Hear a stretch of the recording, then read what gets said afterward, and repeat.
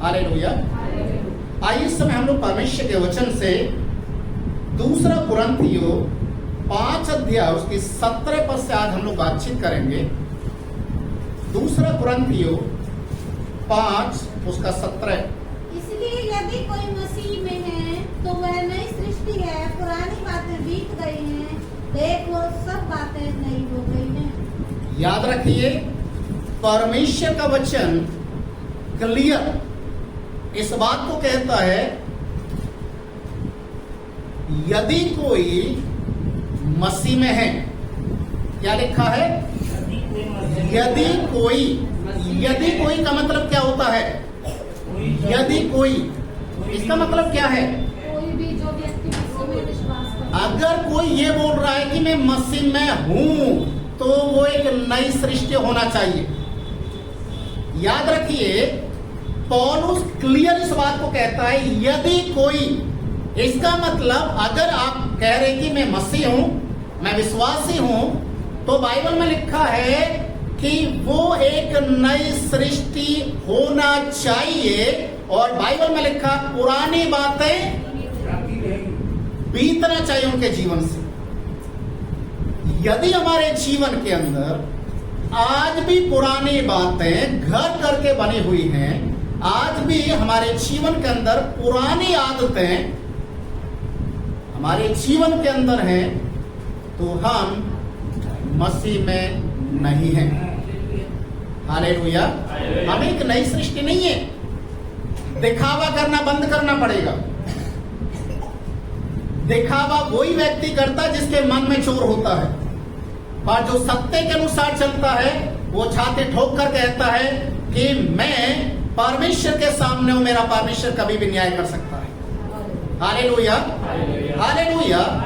अय्यूब ने एक बात को बोला, 31 अध्याय अय्यूब की किताब उसके 6 पद में ऐसा लिखा है, अय्यूब जब उसके जीवन के अंदर बहुत सारी समस्याएं थी, उसका सब कुछ बर्बाद हो गया, उसका शरीर भी बीमारी हालत में चला गया, धन दौलत उसका खत्म हो गया, उसके बच्चे खत्म हो गए, औरत उसे छोड़कर चली गई, रिश्तेदारों ने उसका साथ छोड़ दिया। उस समय में भी अय्यूब एक बात को कहता है, मैं धर्म के तराजू में तोला जाऊं, मैं परमेश्वर के धर्म के तराजू में तोला जाऊं, और परमेश्वर मेरी खराई को जांच ले कि मैं सच्चा हूं या झूठा।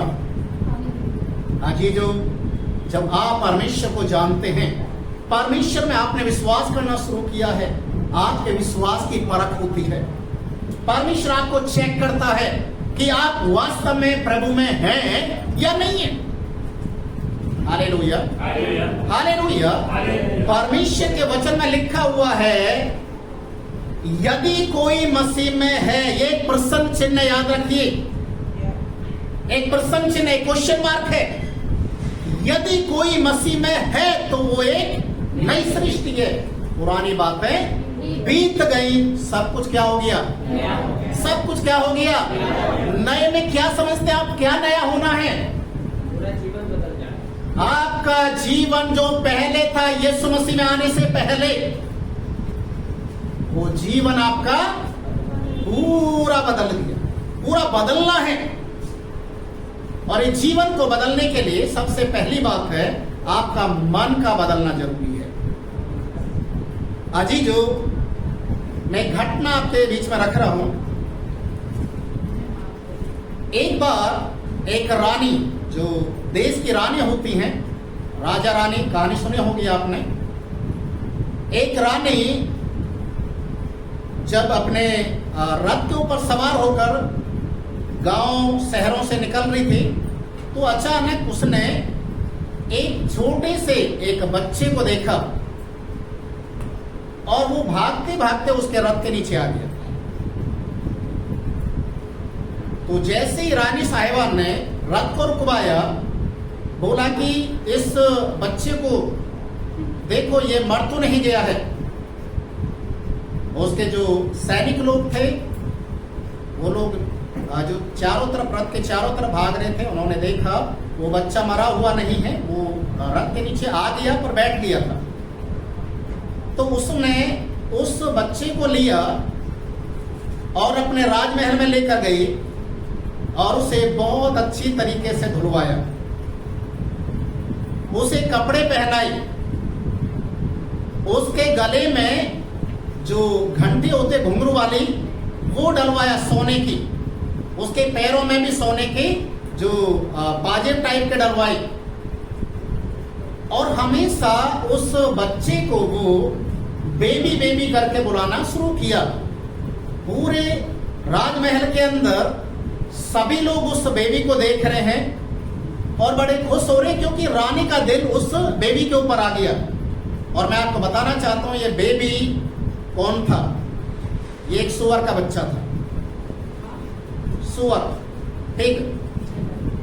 पिग का एक छोटा बच्चा था। और ये रानी इसको बहुत ज्यादा प्यार करने लगी, बहुत ज्यादा प्यार करने लगी। हर दिन उसको नहलाना, हर दिन उसके कपड़े चेंज करना, हर दिन उसे अच्छी तरीके से गोद में रखकर और सिंहासन उस पे रथ के ऊपर जब बैठकर जाती थी तो अपनी गद्दी पर उसको बैठाते थे या गोद में लेकर चलते थे। और सैनिक लोग बेबी बेबी करके उसके चारों तरफ भागते थे, उसको पकड़ते थे, उसको ज्यादातर गोदी में रखते थे। एक दिन क्या हुआ, रानी को किसी गांव के अंदर जाना पड़ा न्याय करने के लिए। तो जैसे रानी वहां पर गई और ये बेबी कब में उसकी गोदी में से उतरा और भागकर अपने बिस्तर में जाकर सो गया। सुअर का बिस्तर कौन सा होता है? ये कीचड़ में जाकर लेट गया और बड़ा मस्त हो रहा है। ऐसा लग रहा है कि ये सदियों से इस बिस्तर का इंतजार कर रहा था। और जाकर उसमें पलटी खा कर पूरी रीति से मजा लेकर वहां पलट गया। रानी साहिबा को याद आया कि मेरा बेबी कहां गया। सैनिकों से बोला मेरा बेबी, वेयर माय बेबी। सैनिक लोग बोल रहे रानी अभी तो यही था। ढूंढना शुरू किया, पूरे गांव में ढूंढना शुरू किया, कहीं बेबी नजर नहीं आ रहा। बेबी बेबी करके लोग चिल्लाने लगे, कहीं नजर नहीं आया। और जब नजर आया तो कहाँ आया? कीचड़ में। तो रानी को बहुत गुस्सा आ गया, इस नाली को किसने खुला छोड़ा? मेरा बेबी इसमें गिर गया, इस नाली को बंद करवाओ, बेबी को निकलवाओ। बेबी को निकाला गया। जितनी भी नाली खुली थी गांव की, शहरों की, सबको बंद करवा दिया गया, क्योंकि बेबी गिर गया। उसके बाद राजमहल में लेकर गए, इस बेबी को फिर से धुलाया, नहलाया, इसको शैम्पू साबुन लगाया, सेंट लगाया बदबू दूर करने के लिए। और उसके बाद फिर से वही बेबी बेबी करके उसको प्यार करना शुरू किया। फिर एक दिन फिर ऐसा ही हो गया कि रानी को कहीं जाना पड़ा और बेबी उसकी गोद में से ऐसे उछल के पड़ा उस कीचड़ को देखकर जैसे कि जन्नत उसको मिल रही है। और वो तुरंत रानी की गोद से नाली में छलांग लगाया जिसमें कीचड़ थी। अब रानी को बहुत टेंशन हो गया, ये क्या हो रहा है? ये कीचड़ को देखकर क्यों बार बार भागता है? मुझे पहले समझ में ऐसा आ रहा था कि शायद ये कीचड़ में गिर गया होगा, पर अब मालूम चल रहा है तो कीचड़ को देखकर कीचड़ में ही भागने की कोशिश कर रहा है। उसने मंत्रियों को इकट्ठा किया, सेनापतियों को इकट्ठा किया, उस समय के जो धर्मगुरु लोग समझे जाते थे उनको इकट्ठा किया और बोला मैं अपने बेबी के लिए क्या करूं कि ये कीचड़ में जाना बंद करे। कोई बोल रहा है कि इसे गोदी से नीचे मत उतारो, कोई बोल रहा है इसके लिए एक पिंजरा ले लो, उसके अंदर इसको बैठा के लेकर चलना शुरू करो। कोई बोल रहा है क्या, कोई क्या बोल रहा है। जितने लोग थे सबने अपनी अपनी राय दिया। रानी को समझ में नहीं आ रहा मैं क्या करूं, क्योंकि उसका बेबी बहुत ज्यादा ही प्यारा था। फिर एक किसी समझदार व्यक्ति ने बोला रानी साहिबा एक बात बोलूं? बोलिए। इसका ऑपरेशन करवा दो। रानी बोलने लगी ऑपरेशन करवा दो? किसका? बोला इसी बेबी का। इसका जो दिल है ना अंदर का, उसको निकलवा दो और इस बेबी के दिल को निकालकर इसके अंदर भेड़ का दिल डलवा दीजिए। रानी ने बोला उससे क्या होगा? बोला करके तो देखिए। जैसे उसका ऑपरेशन किया, उसका दिल को निकाला और भेड़ का दिल उसके अंदर डाल दिया। अब उस बेबी को कीचड़ की ओर धकेल रहे हैं, वो जा रहा नहीं उधर। क्यों मालूम है? क्योंकि भेड़ हमेशा कीचड़ और पानी को देखकर डरती है और सुअर कीचड़ को देखकर जंप लगाता है। तो प्रभु का वचन भी कहता है जब तक आप ये दिल बदलेगा नहीं, तब तक आप बुराई करना बंद नहीं करेंगे। Hallelujah, hallelujah. इसीलिए उस सुअर के बच्चे का दिल जब तक चेंज नहीं हुआ, वो कीचड़ में जाना बंद नहीं किया। आज भी बहुत सारे लोग कहते हैं मैं मसीह में हूं, मैं विश्वासी हूं, और वचन में क्या लिखा है? क्या पुरानी बातें बीत गई? क्या तुम्हारा जीवन बदल गया? क्या तुमने पुराने सौभाग्य जितने भी कार्य तुम करते थे उनको छोड़ दिया? अगर नहीं छोड़ा तो इसका मतलब आपका अभी तक मन का परिवर्तन नहीं हुआ है। जिस दिन आपका दिल निकल जाएगा और यीशु मसीह का दिल इसमें आ जाएगा तो आप एक नई सृष्टि हो। Hallelujah, hallelujah. मेरे साथ निकालेंगे लूका रचित सुसमाचार उसका 3 अध्याय। हम 10 पद से कुछ बातों को देखेंगे। यह उस समय की घटना है जब यूहन्ना बपतिस्मा देने वाला लोगों को बपतिस्मा देने के लिए यरदन नदी के किनारे पर था। तो बहुत सारे लोग आ रहे थे, बहुत सारे लोगों ने बपतिस्मा लिया, मन फिर आया। और उनमें कितने ऐसे लोग थे जो चुंगे लेने वाले थे, फरीसी टाइप के लोग थे जो केवल दिखावटी जीवन को जीते थे। तो उन लोगों को यूहन्ना बपतिस्मा देने वाला देखकर उनसे एक बात को बोला, हे सांप के बच्चों, तुम्हें किसने चेता दिया कि आने वाले प्रकोप से भागो? देखिए, याद रखिए, यूहन्ना बपतिस्मा देने वाला फरीसी और शास्त्री लोगों से, चुंगे लेने वाले लोगों से जो दिखावटी करते हैं, जैसा देश वैसा भेष, उस तरीके की एक पद्धति को अपनाकर चलने वाले लोग, उनको यूहन्ना ने बोला, हे सांप के बच्चों, किसने तुम्हें चेता दिया? सांप के बच्चों का मतलब आप जानते किसे बोला जाता है? शैतान की। बुराई करने वाले, टेढ़ी चाल चलने वाले लोगों को शैतान के बच्चे बोला जाता है। और इसलिए यूहन्ना ने बिना संकोच किए उन लोगों को डांट लगाई, फटकार लगाई कि आने वाले प्रकोप से भागो, क्योंकि परमेश्वर न्याय करने वाला है, उसका कुल्हाड़ा पेड़ की जड़ के ऊपर रखा हुआ है। हालेलुया। इसके 10 पद से हम पढ़े, 10 पद को कोई भी एक जन पढ़े। तब लोगों ने उससे पूछा, तब लोगों ने, ये आम लोग हैं, याद रखिए, जो साधारण लोग हैं, उन्होंने यूहन्ना से आकर पूछा, तो हम क्या करें? तो हम क्या करें? उसने उन्हें उत्तर दिया, उसने उन्हें उत्तर दिया, जिसके पास 2 कुर्ते हों, जिसके पास 2 कुर्ते हों, वह उसके साथ जिसके पास नहीं है बांट ले। देखिए कितनी बड़ी बात है। अभी आप प्रभु यीशु मसीह में नहीं हैं, तो आप जैसा जीवन जी रहे हैं ठीक है, आपका कोई न्याय करने वाला नहीं है, कोई आपको टोकने वाला, रोकने वाला नहीं है। पर यदि आप यीशु मसीह में आगे हैं, आप प्रभु यीशु मसीह में जीवन को बिताना शुरू कर दिया है, तो याद रखिए, प्रभु का वचन कहता है कि जो तेरे पास है वो प्रभु का दिया हुआ है। हालेलुया। इस बात को कभी नहीं भूलना चाहिए, जो तेरे पास है वो सब परमेश्वर का दिया हुआ है। और इसलिए बोला गया है, तेरे पास अगर 2 कुर्ते हैं तो एक उसको दे दे जिसके पास नहीं है। ये साधारण लोगों के लिए है, आम इंसानों के लिए है कि आप मसीह में आ रहे हैं, आप एक नई सृष्टि बन रहे हैं, तो आपका स्वभाव बदलना है। उसके बाद, और जिसके पास भोजन हो वह भी वैसा ही करे। जिसके पास भोजन है वो भी ऐसा ही करे। मतलब लोगों में जिनके पास नहीं है आप शेयरिंग करें, आप बांटना शुरू करें, एक दूसरे की मदद करना शुरू करें। और ऐसा करने से आप परमेश्वर की ओर से आशीष को पाते हैं। महसूल लेने वाले भी बपतिस्मा लेने आए। अब यहाँ पर आ रहा है, अभी तक देखिए आम लोग हैं, अब आ रहे हैं महसूल लेने वाले और चुंगी लेने वाले लोग। उन्होंने भी यूहन्ना के पास आकर पूछा अब हम क्या करें, हमने बपतिस्मा तो ले लिया, अब हम क्या करें।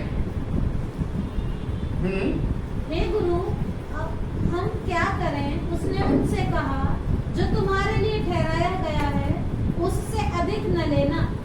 सिपाहियों ने भी उससे यह सुनिए, पूछा। यहाँ पर पहले चुंगी लेने वाले लोगों ने बोला हम क्या करें। अब हमने प्रभु आपको ग्रहण कर लिया, बपतिस्मा ले लिया, अब हम क्या करें। तो चुंगी लेने वालों से बोला कि जो तुम्हारे पास है, जो तुम्हें मिलता है ना, जो गवर्नमेंट ने, सरकार ने तुम्हारे लिए ठहराया है पगार या सैलरी, उसमें संतोष करना, उससे ज्यादा मत लेना। और चुंगी लेने वाले लोग या सरकारी नौकरी करने वाले लोग क्या करते हैं मालूम है, रिश्वत लेते हैं, रिश्वत लेते हैं। और बहुत सारे विश्वासी लोग रिश्वत देते भी अपने काम को सही करने के लिए, ये गलत है। और इसलिए चुंगी लेने वालों को यूहन्ना ने बोला जो तुम्हारे लिए ठहराया गया है, जो तुम्हारे पास है, उससे ज्यादा मत लेना। उसके बाद क्या है, और सिपाहियों ने भी उससे, और सिपाहियों ने भी। देखिए अब वे लोग हैं जो सिपाही का काम करते हैं। सिपाही का मतलब तो जानते ही होंगे, है ना। ऐसी नौकरी पाने के लिए हर एक कोई लाखों रुपए खर्चा करने के लिए तैयार होता है। एक बार सिपाही बन जाऊं फिर अपनी सिपाहीगिरी सबके ऊपर निकालूंगा। चलने वाले रास्ते से गाड़ियों को भी रोक रोक कर पैसा वसूल करूंगा, और कोई केस मेरे हाथ में आ गया तो दोनों पार्टियों से खाऊंगा। जितना उसने लगाया उससे कई गुना लोगों से निकालूंगा। ये आजकल लोगों की एक सोच बनी हुई है। इसलिए सिपाही लोगों के लिए यूहन्ना ने एक शब्द बोला, क्या है, और सिपाहियों ने भी उससे यह पूछा हम क्या करें। उसने उनसे कहा किसी पर उपद्रव ना करना और ना झूठा दोष लगाना और ना अपनी मजदूरी पर संतोष करना। देखिए यहाँ पर लिखा हुआ है किसी पर उपद्रव भी नहीं करना, किसी के ऊपर झूठे आरोप भी नहीं लगाना। आज पुलिस वाले क्या करते हैं, यही तो करते हैं ना। आज बहुत सारी जगह पैसा वसूल करने के लिए आपके ऊपर ये केस लगा देंगे, फलाना कर देंगे, ये कर देंगे, वो कर देंगे। लोग डर की वजह से, अरे कोर्ट कचहरी कौन जाएगा, इसके जेब में यही दे दीजिए, यही रफा दफा कर देगा। ऐसा लगता है कि जैसे पुलिस वाला ही जज बन गया।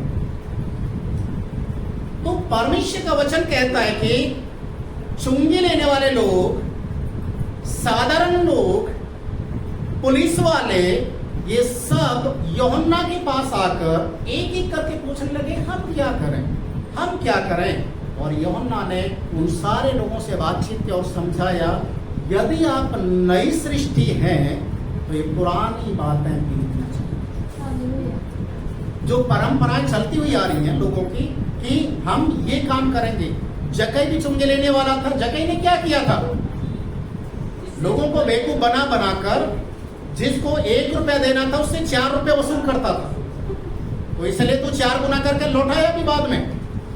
तो कहने का मतलब है कि परमेश्वर में अगर आप आगे हैं, प्रभु में विश्वास करना शुरू किया है, तो सबसे पहले आप अपने मन को बदलें, अपने विचारों को बदलें, अपनी सोच को बदलें।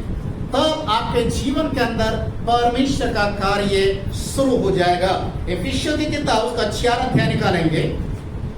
इफिसियों 4 अध्याय उसके 25 पद से हम पढ़ेंगे। एक एक वचन को रोक रोक कर पढ़ेंगे। इफिसियों 4 उसका 25 से। इस कारण झूठ बोलना छोड़कर हर एक अपने पड़ोसी से सच बोले, क्योंकि हम आपस में एक दूसरे के अंग हैं। अभी यहाँ पर परमेश्वर का वचन कहता है कि यदि आप एक नई सृष्टि हैं तो सबसे पहले आपको क्या करना पड़ेगा? क्या करना पड़ेगा?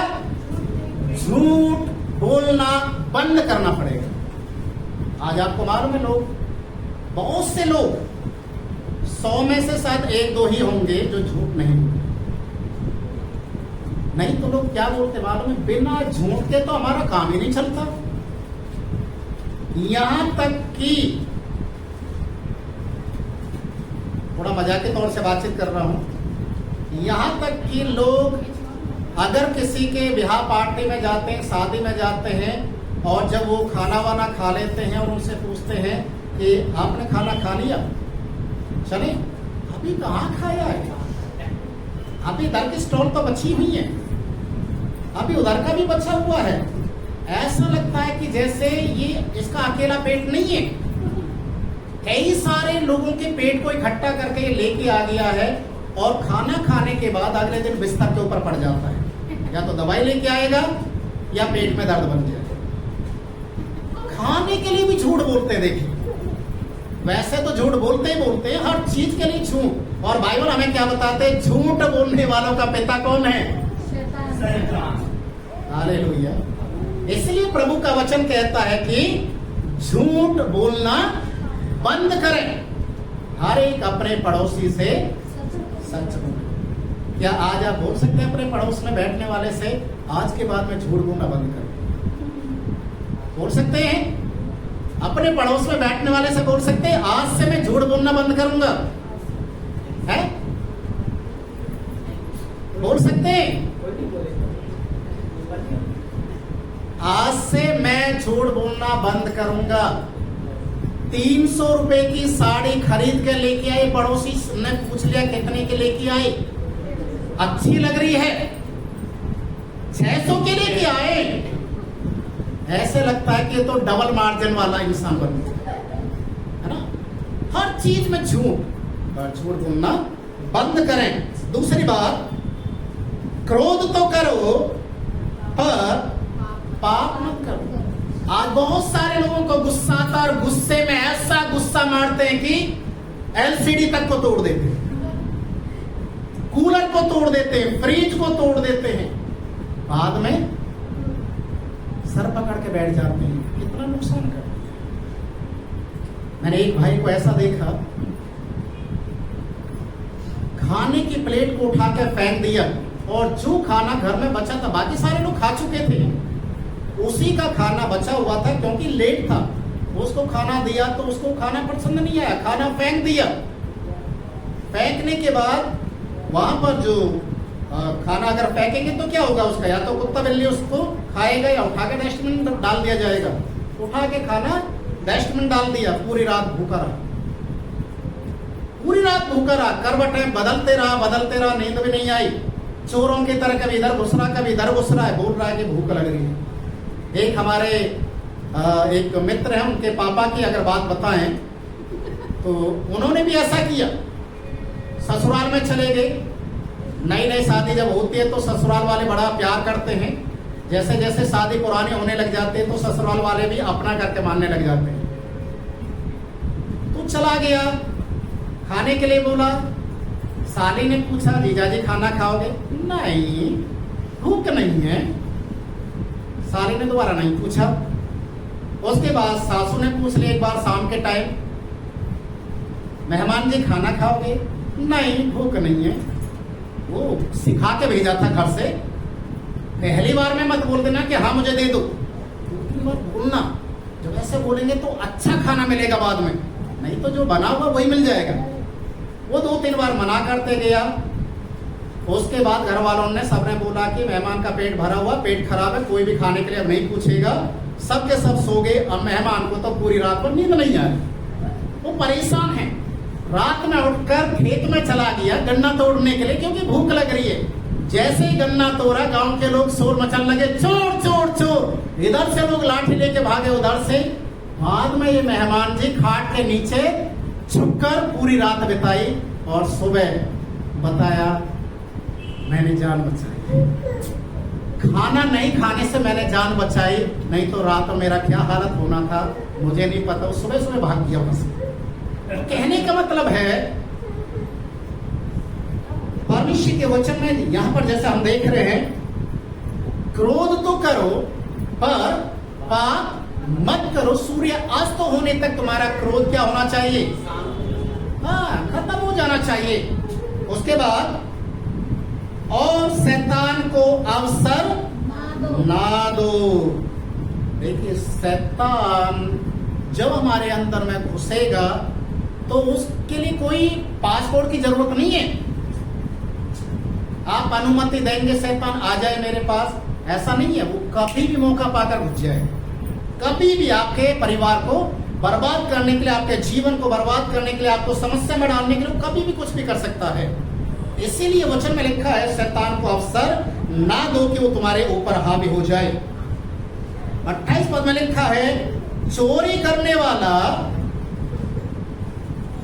फिर चोरी ना करे। हालेलुया। चोरी करने वाला फिर चोरी ना करे, भले काम करने में अपने हाथों से परिश्रम करे, इसलिए कि जिसे प्रयोजन हो उसे देने को उसके पास कुछ हो। हमेशा परिश्रम करने वाला व्यक्ति कभी भी भूखा नहीं मरता। याद रखिए, जो आलसी व्यक्ति होता है, आलसी का मतलब जानते हैं ना, जो खाना खाने में भी आलस करता हो, सोने में भी आलस करता हो, कोई काम उसको दे दिया जाए तो उस काम को भी वो आज करने की जगह कल करने के लिए सोचेगा, कल करने की जगह परसों सोचेगा, फिर बाद में पता क्या बोलेगा?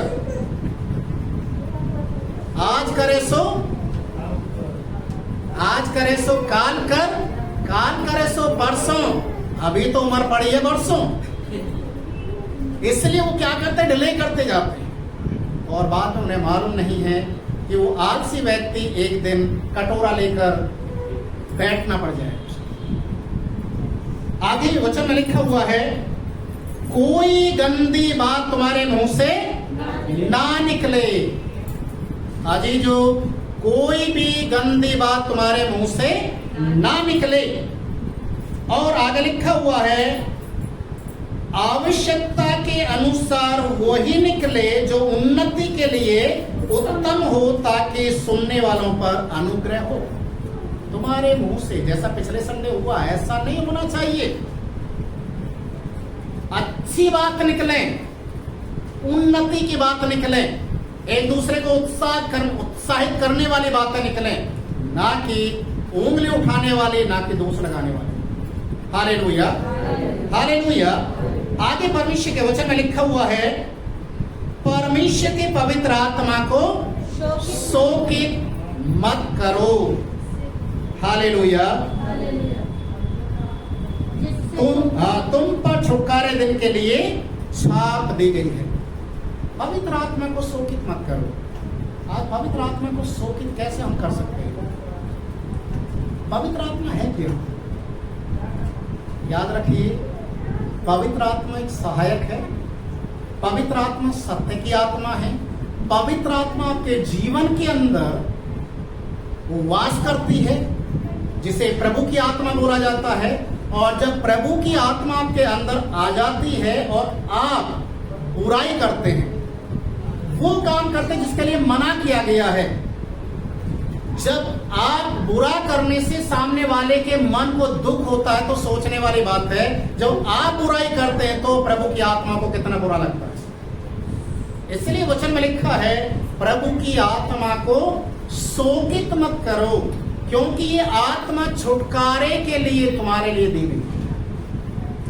इसी आत्मा के जरिए आप परमेश्वर के वचनों का अध्ययन कर सकते हैं, परमेश्वर की आत्मा की अगुवाई को ले सकते हैं, परमेश्वर के साथ साथ चलने के लिए आप अपने आप को तैयार कर सकते हैं। और आगे लिखा हुआ है, सब प्रकार की कड़वाहट, सब प्रकार की कड़वाहट। याद रखिए, हर एक विश्वासी के जीवन में अगर कोई भी कड़वाहट है किसी के प्रति, तो उस कड़वाहट को प्रकोप, क्रोध, कलह, निंदा, वैर भाव, ये सारी चीजें तुम्हारे जीवन से दूर होनी चाहिए। और अंत में लिखा है एक दूसरे पर कृपालु बने, जैसा परमेश्वर ने तुम्हारे अपराधों को क्षमा किया है तुम भी एक दूसरे के अपराधों को क्षमा करो। यदि आपके जीवन में ये सारा फार्मूला जो आज हमने सुना है, यदि ये फार्मूला आपके जीवन में है, आप इसके अनुसार चल रहे हैं, तो आप एक नई सृष्टि हैं।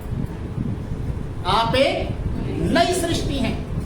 नहीं तो जैसा मैंने आरंभ में कहानी बताई थी ना, रानी को जो मिला वो जीवन कहीं आपका तो ना है ना। इसीलिए आपका हार्ट बदलना है, आपका दिल बदलना है, और ये दिल तभी बदलेगा जब आप प्रभु यीशु मसीह में सच्चाई के साथ प्रभु को स्वीकार करेंगे। जब आप रोमी की किताब 6 अध्याय पढ़ेंगे तो वहां पर 4, 5, 6 पद में ऐसा लिखा है, जितने लोगों ने यीशु मसीह का बपतिस्मा लिया, उन्होंने मृत्यु का बपतिस्मा लिया, अब वे संसार के लिए मर गए हैं और मसीह के लिए जी उठे। तो जब हम एक जी उठे हैं तो एक नया जन्म। दूसरे शब्दों में अगर बोला जाए, गेहूं का दाना जब तक भूमि में गिराकर दबाकर उसे दफना नहीं दिया जाता, तब तक वो नया जन्म लेकर बाहर नहीं आए। अजीजों, आपका जीवन एक नया जीवन होना चाहिए, और नए जीवन की सी चाल आपको चलनी चाहिए। आप अभी भी गाली बक रहे हैं, अभी भी आप दोष लगा रहे हैं, अभी भी आप एक दूसरे की निंदा कर रहे हैं, आज भी आपके जीवन में कलह है, क्लेश है, एक दूसरे पर उंगली उठाते हैं, तो आप मसीह में अभी तक परिपक्व नहीं है। अपने जीवन को बदलना है, अपने आप को परमेश्वर के लिए तैयार करना है, ताकि परमेश्वर आपके जीवन के द्वारा आशीष दे। हालेलुया।